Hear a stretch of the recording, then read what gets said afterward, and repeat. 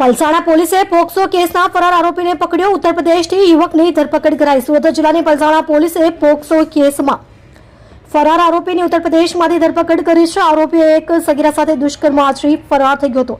આ ગુનો ભારતીય ન્યાય સંહિતા 2023 અને protection of children from sexual offences act 2012 POCSO હેઠળ નોંધાયો હતો. ગત 24 માર્ચ 2026ના રોજ બપોરે આશરે 2:30 કલાકે આ ગંભીર ઘટના બની હતી, જે અંગે પલસાણા પોલીસ સ્ટેશનમાં ફરિયાદ નોંધાવવામાં આવી હતી.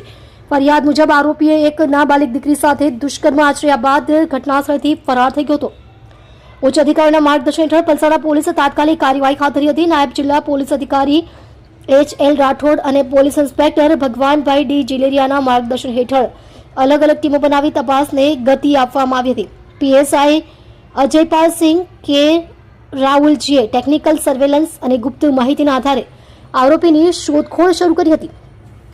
તપાસ દરમિયાન આરોપી ઉત્તર પ્રદેશના કુશીનગર જિલ્લામાં હોવાની માહિતી મળતા હેડ કોન્સ્ટેબલ રોહિતભાઈ પરસોત્તમભાઈ અને પોલીસ કોન્સ્ટેબલ કિશનભાઈ વાલજીભાઈની એક ટીમ તાત્કાલિક ઉત્તર પ્રદેશ રવાના થઈ ગઈ હતી. આ ટીમે ઉત્તર પ્રદેશના રુદ્રપુર ગામના રહેવાસી સુભાષ ઉર્ફે સુનેશ શ્રીકાંત પાલને ઝડપી પાડ્યો હતો. હાલ આરોપીની કાયદેસરની કાર્યવાહી માટે પલસાણા લાવવામાં આવ્યો છે અને આ મામલે વધુ તપાસ ચાલી રહી છે.